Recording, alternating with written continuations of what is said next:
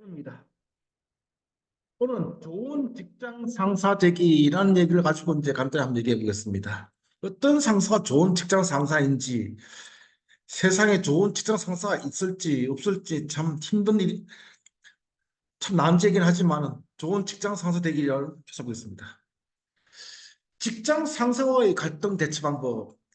직장인의 95.8%, 거의 100%죠. 뭐. 직장 상사와 갈등한 경험이 있다? 95.8%. 그럼 갈등의 원인은 뭐냐라고 했을 때 일관성 없는 업무 지시 64.5%.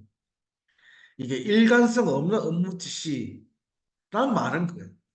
왜 이렇게 일관성 없는 업무 지시를 할까? 직장 상사가 모르는 겁니다. 그 업무에 대해서 정확히.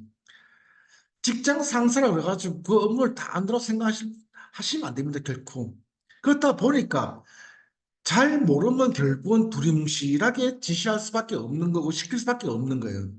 내가 그 일을 확실하게 안다라고 했을 때는 그 일이 있어가지고 이렇게 한번 해봐. 이렇게 했을 때 어떤 부분에 있어가지고 어떤 리스크가 있고 어떤 부분에서 효과가 있고 이렇게 했을 때 더 좋은 방법을 찾을 수 있으니까 이런 다양한 방법을 한번 생각해봐.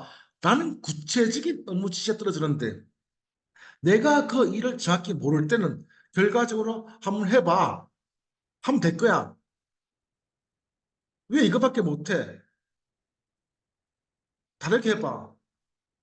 라는 식으로 하면 항상 회의 끝나고 난 다음에 이제 머리 뒤통수를 때 버벅거리죠, 그죠? 도대체 무슨 말을 하는 건지, 어떻게 하라는 건지, 와, 짜증나죠, 그죠? 그렇다 보니까 결과적으로 이제 두리뭉실하게 업무 지시했으니까 보고서도 두리뭉실하게 나올 수밖에 없는 거고. 그리고 두 번째가 이제 업무 범위 외에 지시하는 거. 이거는 분명히 내가 할 내 업무 영역이 아닌데도 불구하고 나한테 그 일을 시켰을 때 내가 왜 그거를 해야 되죠? 이 업무는 내가 할 일이 아니고 다른 옆에 있는 직원이 해야 될 일인데 왜 나한테 그 일을 시키는 거죠? 라는 부분에 있어가지고 업무 범위 외의 지시 이런 것도 꽤 많이 있습니다. 성격 차이. 이 직장 상사와 내가 부부도 아닌데도 불구하고 성격 차이. 왜 항상 이제 이혼에서 가장 많이 나오는 게 성격 차이라는 말 나오죠. 그죠? 이 직장 상사하고 나하고 결혼한 사이도 아니고 연인 사이도 아니지만은 참 성격 안 맞는 게 참 많습니다. 내가 기분이 안 좋을 때 저놈 새끼는 또 뭐하고 이거 또 회식 및 야근을 강요하고 이거 되게 많습니다. 자기 기분이에요. 야 오늘 기분 좋다 우리 오늘 회식하자. 너 기분 좋을지 모르지만 나는 집에 일찍 가고 싶고 너하고는 회식하기 싫어. 그래가지고 저는 오늘 약속 있어 아니 이렇게 말하면 또 이제 짜증 내죠, 그죠? 너는 왜 그날 뭐 참, 마지막으로 이제 실적 가로채기. 저 일은 분명히 내가 한 일이고 내가 쓴 보수인데 불구하고 직장 상사는 그거를 또 이제 그 위에 자기 위에 상사한테 보고할 때는 누가 한 게 아니고 자기가 한 듯이 보고를 해버리는 직장 상사 되게 많습니다. 진짜 전 잘 못 봤어요. 내가 쓴 보고서를 위에 보고하면서 이건 누가 한 만들었는 보고서다라고 말하는 직장 상사 별로 본 적이 없는 것 같아요. 직장 상사와 갈등 스트레스 해소는 뭐냐? 동료와의 뒷담화. 진짜 이거라도 해야 됩니다. 그래 뒷담화를 결코 나쁘게 해석할 필요는 없습니다. 근데 이거 조심하세요. 직장이라는 데가 비단 일반 사적인 집단이 아니고 공적인 집단이다 보니까 나의 뒷담화가 언젠가는 직장 상사한테 들어갈 수 있을 가능성이 상당히 큽니다. 그 뒷담화라는 게 상당히 조심스럽게 해야 됩니다. 차라리 진짜 잘 아는 우리 회사 관련 없는 친구나 누구 지인한테 하소연하는 게 낫지 직장 동료한테 하고 뒷담화는 참 조심해야 됩니다. 술을 마신다. 이거 술 마시는 거 아예 좋은 것 같지 않아요. 그러니까 저 같은 경우도 이제 아예 회사에서 기분 나쁜 일 있으면 술을 혼자 집에 가서 마시지 직장 동료나 누가 술 안 마셔요. 그럼 술 마셔가지고 해소되는 게 아니고 도리어 더 스트레스 쌓이고 술로 인해 가지고 더 피곤과 더 건강에 더 더 상하는 것 같더라고요. 그래서 아예 이 스트레스, 직장에서 쌓인 스트레스 같은 경우는 술 마시는 것보다는 차라리 내 혼자 집에 와가지고 뒤에 공원이든 어디든 산책을 하든지 걷든지 한강 가가지고 이제 물 쳐다보고 있든지 어떤 식으로 내 혼자 푸는 방법이 낫지. 다른 동료와 뒷담화나 술 마시는 거는 과히 그렇게 좋은 방법은 아닌 것 같더라고요. 또 하나 이제 사적인 감정을 배제하고 업무적으로만 대한다. 참 재미없는 직장 생활이죠, 그죠? 서로의 다름을 인정하고 존중하는 연으로 간다. 이거 너무나 어려워요. 내 생각하고 다르면 너가 틀렸다라고 하는 차이와 잘못. 우리는 항상 생각의 차이가 있을 수밖에 없습니다. 어떻게 딱딱 맞는 생각이 있을 수 있겠어요? 근데 생각의 차이가 있으면 너는 틀렸다, 너의 잘못이다라고 말하는 다름을 인정하고 존중하기는 너무너무 어려워요. 상사에게 직접 문제를 제기한다. 참 어려운 난제죠.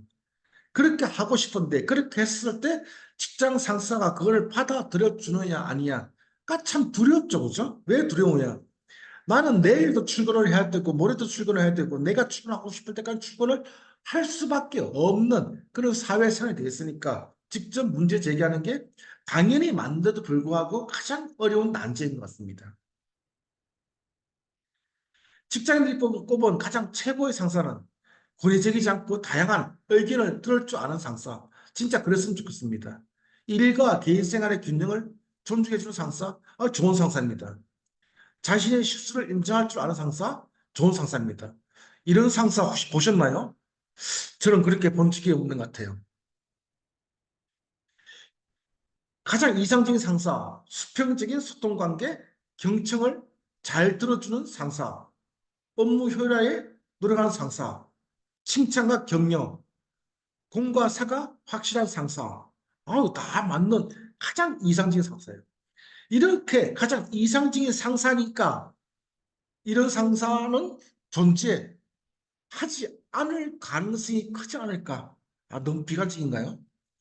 뭐 전혀 없다 그러면 이제 좀 그렇겠지만 제가 30년 정도 경험하면서 이런 상사들 좀 그렇게 딱 떠오르지는 않네요. 스트레스로 건강 이상 겪었다. 80%. 회사에서 갑질 당해봤다. 89%. 사내 폭력까지 경험했다. 15%. 진짜 스트레스, 갑질 이건 절대적으로 조심해야 될 부분이에요. 사내 폭력까지. 설마 하지만 있습니다. 지금도 있겠지만은 과거에는 더 심했어요. 저도 어느 특정 회사를 말하지 않겠지만은 있는 걸 저도 목격했고 제가 근무하는 회사에서 근무했던 회사에서도 이런 경험을 좀 본 적이 있습니다. 좋은 상사 되기 위해서는 좀 힘을 빼야 됩니다. 내 말과 내 몸에. 직장 상사라 그러면 왠지 모르게 어깨에, 말에, 몸에 힘이 들어가요. 자, 우리 지금 이 유튜브를 듣고 계시는 분들, 직장 상사, 지금 직장 상사가 아니고 일반 사원일 수도 있겠지만 우리는 사원을 하더라도 언젠간 상사가 됩니다.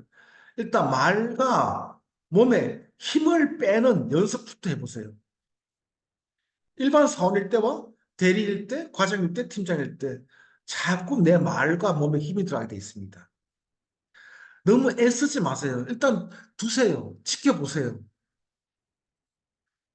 그 친구한테 너무 잘 하려고, 잘 하게 만들려고 하지 말고 좀 지켜봐주는, 너무 애쓰지 말고 봐주는 그런 시간을 주는 게 가장 중요하다 보십니다.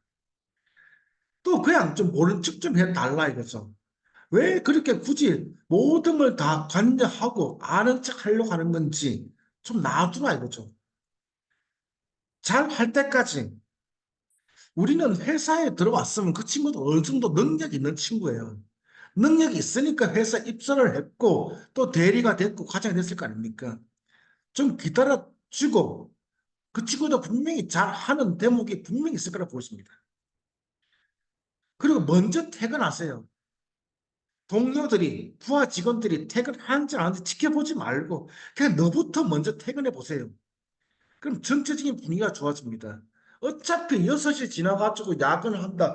반드시 야근할 수밖에 없는 일도 분명히 있습니다. 그건 야근해야 되는 거고. 그렇지만 어영부영 7시, 8시 있을 수밖에 없는 분위기 만들지 말고 한두 시간 더 있어봤자 일에 능률 없습니다. 일 더 하지도 않습니다. 먼저 팀장이 너부터가 퇴근해 보세요.